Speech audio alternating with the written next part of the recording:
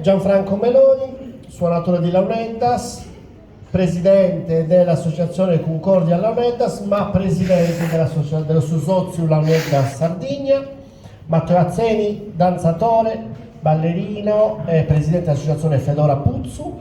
E Luigi Oliva, cantore a Traggio, come si chiama il Cantaquattro a Bosa, e attuale presidente dell'associazione Campos.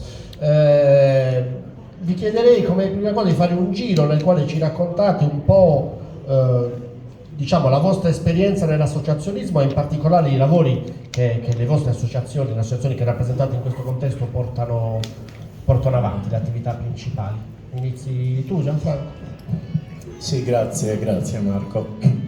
Allora, di Concordia Launeddas non sono presidente, se no si offende il presidente che è qui in mezzo. Già presidente. Già presidente. E nominiamo l'attuale presidente. Che è Gigi Lallai, che è qui in mezzo a noi. Gigi, sì.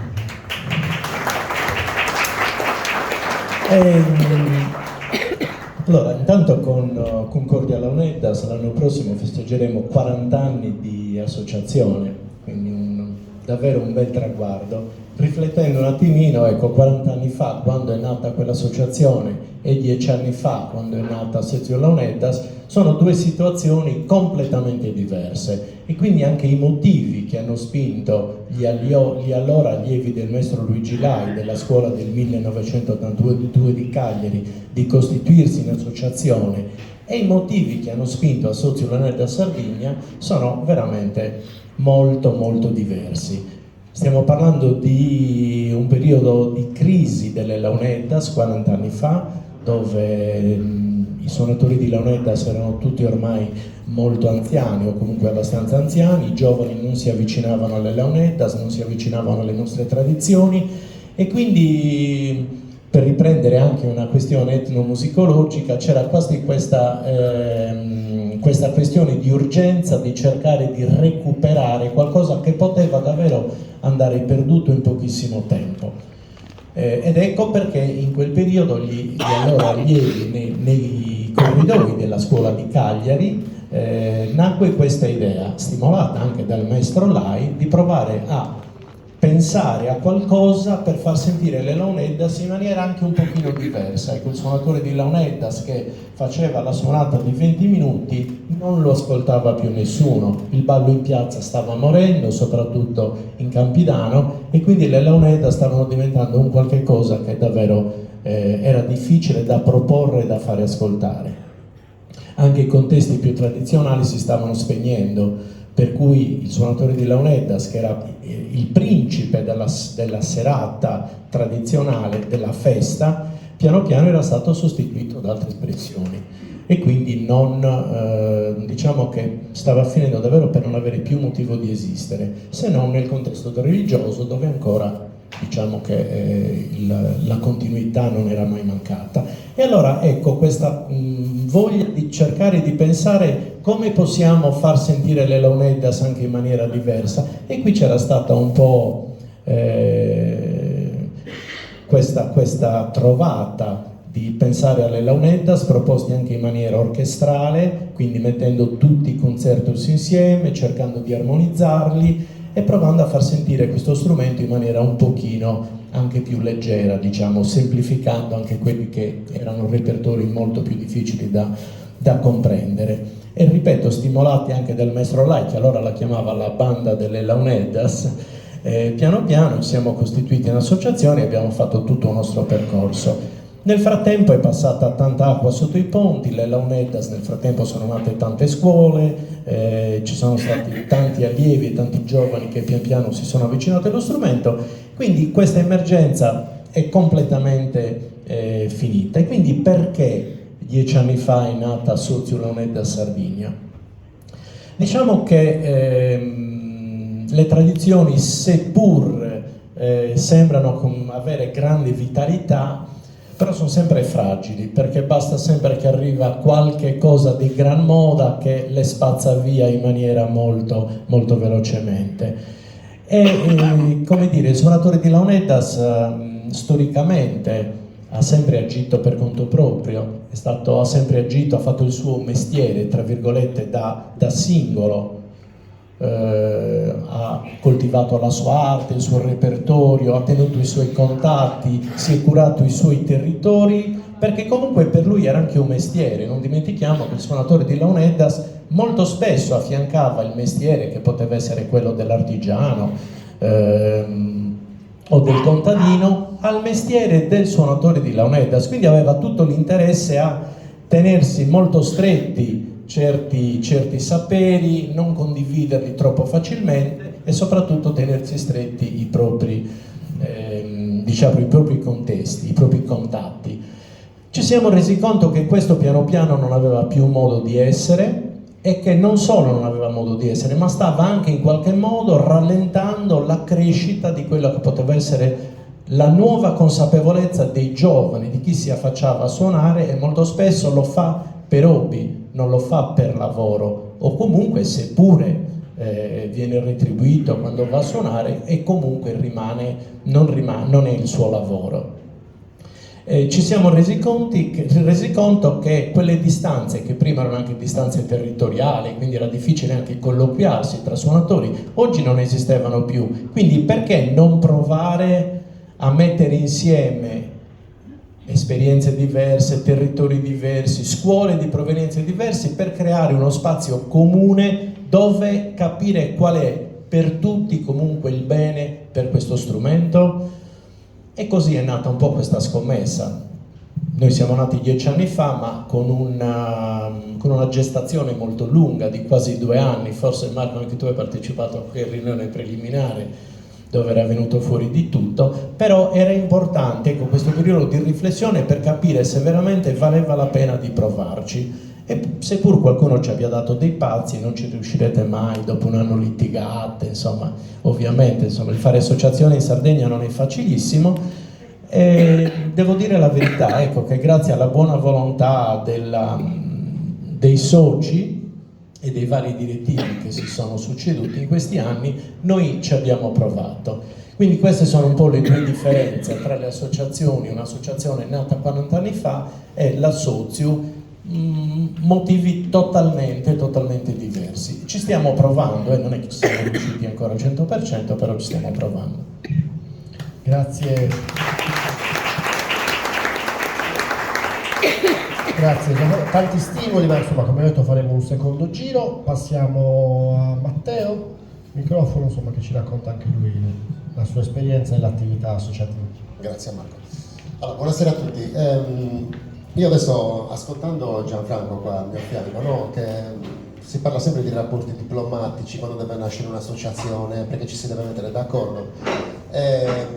Per chi conosce questo ambiente, soprattutto la parte più strettamente folcloristica, sa benissimo che i rapporti diplomatici vanno curati tantissimo, che bisogna arrivare a dei compromessi, che neanche Iran e Stati Uniti, insomma, sembra quasi una bandiera, esatto, quindi non ci siamo riusciti noi. Però in effetti diciamo che è un ambiente che è ricco di spunti, ma insomma c'è da sudare, però i risultati si raggiungono.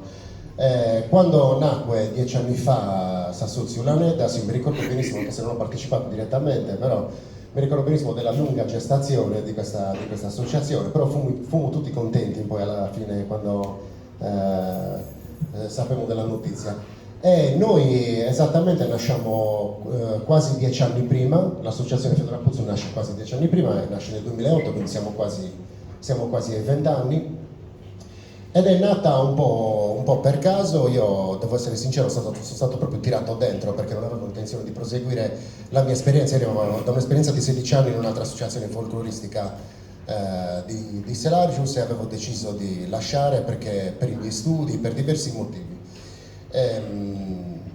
Molto ha fatto anche l'ambiente che io frequentavo, che un po' mi aveva sensibilizzato verso questo argomento. Io ho frequentato per tantissimi anni gli ambienti indipendentisti sardi, già da quando avevo 14 anni, quindi mi hanno un po' sensibilizzato da questo punto di vista.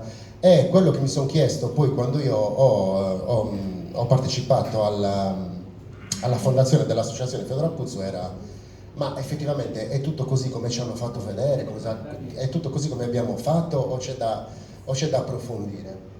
Io arrivo da un ambiente di ricerca, e mi occupo di restauro dei beni culturali, e tuttora sto frequentando il corso di studi dell'università in restauro dei beni culturali con focus sul restauro archeologico, quindi prima si parlava di bronzetti, io ci ho messo le mani da poco, proprio per questioni lavorative. E quindi insomma tutto questo ambiente mi ha un po' indirizzato verso un tipo di approccio a questo mondo che forse non c'era ancora stato nel profondo e che sapevo benissimo che avrebbe scatenato alcune problematiche, perché quando si è abituati a lavorare in un certo modo per 40 anni poi è difficile da smontare questa, ma non smontarla, arricchirla. Ecco, io volevo fare questa cosa, però l'approccio è stato quello, abbiamo dovuto trovare le informazioni giuste e il metodo giusto con cui portare avanti il lavoro, perché si arrivava diciamo così, da prove, o meglio, da metodi empirici che poi si trasformano in metodi, così è la storia, no? Questi metodi empirici poi vengono codificati e nasce il metodo scientifico. E approcciarsi a un metodo scientifico in un ambiente che in realtà raramente ci sono stati begli esempi, si approcciava in questo modo, a me ha creato tantissime difficoltà, soprattutto nel reperire le informazioni. E devo essere sincero, da questo punto di vista poi sono stato aiutato dopo un paio d'anni da alcune figure come Andrea Loci, come Gian Mario De Martis di Sassari, Tonio Spiga per il ballo, che è una cosa fondamentale, e poi dai ragazzi che in quegli anni venivano fuori, dai suonatori della Unedas. Io ho iniziato con i Villapuzzesi, ho iniziato con Giancarlo Seo e Andrea Pisu, aspettando i quartesi. Diciamo che facevamo il conto alla rovescia, perché vedevamo questo ambiente a quarto di ragazzini che si approcciavano a questo modo, che era uno spettacolo vederli, e trasmettevano entusiasmo. Quindi quando abbiamo visto che sono un po' svezzati, abbiamo subito iniziato a coinvolgerli, e tuttora stiamo imparando da loro tantissimo, nonostante siano giovanissimi. Lo stesso tipo di approccio però che abbiamo avuto verso il ballo, che abbiamo davvero approfondito tanto, l'abbiamo avuto anche verso l'abbigliamento tradizionale. Quella è un'altra delle nostre, diciamo così, degli nostri fiori all'occhiello. Però parlando del ballo, visto che il tema è più questo, io ho iniziato con Tonio Spiga tantissimi anni fa, mi ricordo che c'era un concorso di ballo per il matrimonio Selargino e lui mi disse, era in giuria, perché allora si premiavano, no? C'erano queste cose, era una cosa normale creare questa sorta di concorsi. Mi disse, guarda Matteo, questi balli sono bellissimi, ma il ballo campidanese non è questo. E quindi da lì mi sono incuriosito, quindi da lì abbiamo iniziato. Bisognerebbe fare un monumento a Tonio da questo punto di vista, perché tanti di noi hanno appreso da lui, bisogna riconoscerglielo. Però lo stesso, io mi sono imbattuto poi in un mondo difficilissimo, complessissimo, perché il ballo campidanese è legato strettamente allo strumento. A quale strumento? Allo strumento delle Launeddas, e quindi bisognava essere capaci di legare i passi alla struttura della suonata, saperla interpretare, e quindi ebbi anche molti incontri con i suonatori proprio per studiarmi le suonate. Non sono un musicista, quindi il mio approccio è da ballerino verso questo tipo di argomento. E infatti poi la percezione che ho io della suonata non può essere uguale a quella che ha lo strumento in mano, che ha la musica, che ha la padronanza. E quindi mi sono impegnato davvero tanti anni per riuscire a raggiungere un livello che è quasi soddisfacente. Dopodiché si è deciso tutte queste conoscenze di condividerle, e quindi aprire le nostre prove, proprio le nostre prove. Non abbiamo creato dei corsi all'inizio, aprire le nostre prove a chiunque volesse imparare, perché ci sembrava giusto dare una possibilità per coinvolgere, insomma, chiunque avesse. E in quel momento io conosco Tonino Leoni, che mi fornisce il suo materiale. Io credo che non ci sia un altro documentario equiparabile, un'altra ricerca equiparabile sul ballo come quella che hanno fatto loro. Se non mi ricordo sono Sdeganna, l'associazione, sì, non vorrei sbagliare, che ci ha dato conferme su tutta una serie di informazioni che andavamo cercando. Quindi tuttora noi portiamo avanti questo principio dell'incontro e della condivisione, organizzando anche dei convegni che riguardano il ballo. Ne abbiamo fatto 3 in passato, ed è stato molto interessante, soprattutto l'incontro con l'etnomusicologo Salvatore Angelo Pisano. Sì, era stato molto interessante, che ci ha fornito una serie di spunti che poi abbiamo portato avanti nei convegni successivi, e da lì ad oggi, insomma, portiamo avanti questo tipo di lavoro. Grazie mille a te. prendendo un sacco di appunti, ma finiamo il giro. Lui per tutti è Gigi, quindi noi lo chiamiamo tutti Gigi. Luigi Oliva, come dicevo, cantore, ma oggi in veste di presidente dell'associazione Campos. Raccontaci un po', Gigi. Bene, buonasera a tutti. Grazie all'associazione dell'invito. Per me è un doppio piacere, sia un piacere personale, perché comunque ci conosciamo da tanti anni, ho avuto modo di venire tante altre volte qui alla vostra festa, quindi mi fa piacere per questo, ma anche come presidente di Campos. E quindi vi porto i saluti di tutte le associazioni, di tutte le arti che sono inglobate in questa associazione regionale. Quindi tanti auguri da parte di tutte le arti. A Kentano. Allora, quindi riguardo all'associazione nostra, Campos nasce nel 2015. Direttamente vi leggo il punto principale del motivo per cui nasce Campos, che è parte dello statuto. Dice: l'associazione si prefigge lo scopo di promuovere e valorizzare le espressioni musicali e poetiche di tradizione orale della Sardegna, di diffondere la conoscenza e di rappresentare le esigenze di coloro che praticano tali forme espressive, nonché di sensibilizzare le istituzioni e l'opinione pubblica in merito al loro valore artistico, storico, sociale e antropologico. Quindi da parte dei padri fondatori c'era questo, che poi non è niente di nuovo di quello che ha detto prima Marco, riguarda tutte le associazioni. Se questi padri, chiamiamoli così, hanno avuto l'idea di creare questa associazione, è nata sicuramente da una domanda che si ponevano. Sicuramente l'idea questa di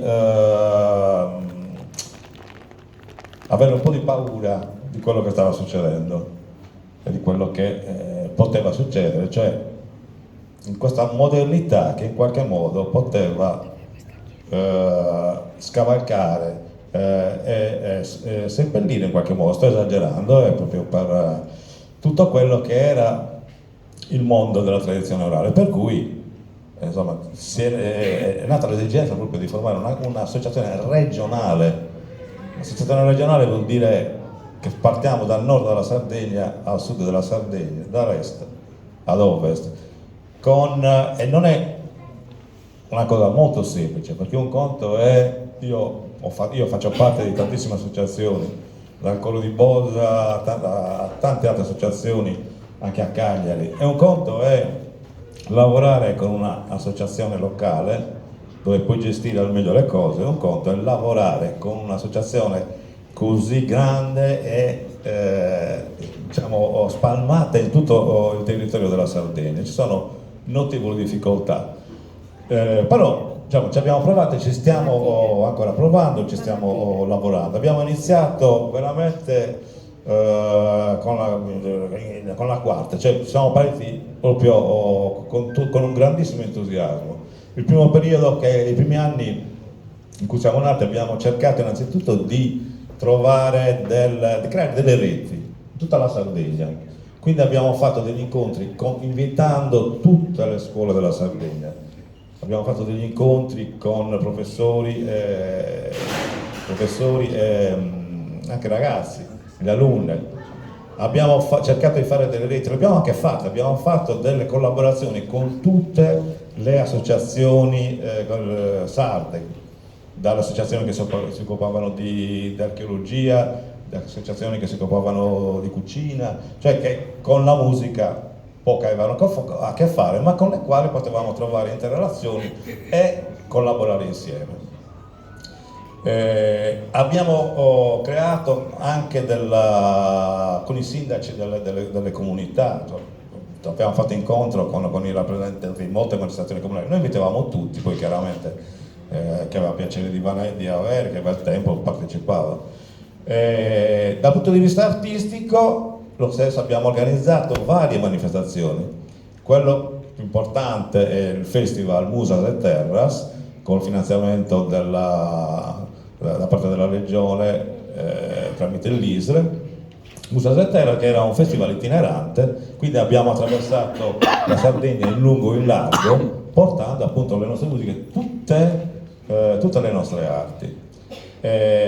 Fiore all'occhiello era anche un convegno scientifico, quindi un convegno, un momento di riflessione importante che noi dobbiamo avere. Secondo me le associazioni, tutte le associazioni devono avere dei momenti di riflessione, riflettere su quello che stanno portando avanti e quello che si sta facendo, perché spesso, non voglio essere molto polemico, però questo momento di riflessione non si fa. Questo convegno era proprio un momento di riflessione di 3 giorni, era un convegno internazionale organizzato dall'università, in primis da Marco Luzzu e il professor Macchiarella, nella quale venivano invitati relatori sia della Sardegna che dell'Italia e che dell'estero per riflettere su quello che facevamo noi e per renderle al meglio, per continuare a lavorare sempre meglio. Musasetera l'abbiamo portato avanti sino al 2024, purtroppo l'anno scorso ci siamo un po' frenati per mancanza proprio di finanziamenti, anche perché sono dei lavori, ripeto, non era un'associazione, una piccola associazione, un'associazione grande che ha bisogno di insomma, un maggior numero di risorse per portarlo avanti. Quindi per quest'anno purtroppo ci siamo fermati, però non ci siamo arresi e comunque noi abbiamo lavorato per quest'anno venendo incontro alle 2 associazioni di cantatenore tenore Sardegna e Boca Tenore e abbiamo collaborato per portare avanti un lavoro immenso in 5 mesi, grazie anche al grande lavoro di Bastiano Pilosu e di Diego Pani. Abbiamo portato avanti un lavoro su cantatenore che potete vedere anche online entro poco tempo, ma guardate, abbiamo riportato il canto nei bar dove purtroppo non si pratica più. Questo magari secondo intervento possiamo partire a parlare anche di queste cose, rassegne, laboratori all'interno delle comunità, cioè all'interno delle comunità facevamo dei laboratori aperti a tutti, simili a quelli di cui parlavi tu prima, rassegne e anche momenti di incontro chiaramente. La speranza è quella di continuare avanti, però il problema è, adesso io la butto lì, poi non so, che le associazioni sono formate da tante persone e che queste persone devono collaborare tutti, non lasciare i presidenti e i singoli a lavorare come matti. Per cui la speranza è che in futuro si possa andare avanti sempre meglio con la collaborazione di tutti. Grazie.